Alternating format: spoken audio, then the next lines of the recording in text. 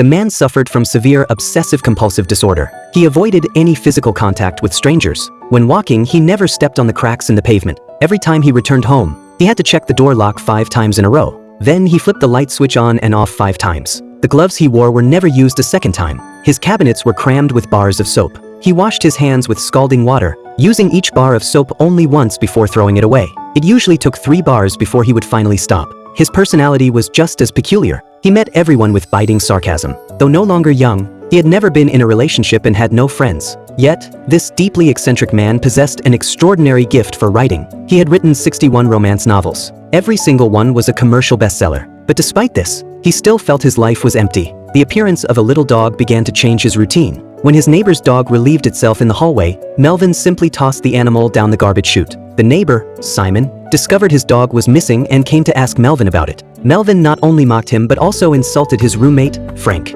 Hearing this, Frank flew into a rage, and Simon had to physically restrain him. Later, Simon learned the truth from the building superintendent. Furious, he went to confront Melvin. But before he could get a word out, Melvin launched into a tirade against him. Then, Melvin slammed the door in his face. Just as Melvin tried to return to his writing, the knocking started again. He opened the door and was immediately grabbed by the collar and yanked into the hallway. It was Frank. Frank knew all about Melvin's quirks. He spread his arms wide and slowly backed Melvin toward a corner. True to form, Melvin cowered in terror, screaming at the top of his lungs. It turned out that besides his germophobia and OCD, Melvin was also profoundly afraid of physical contact with strangers.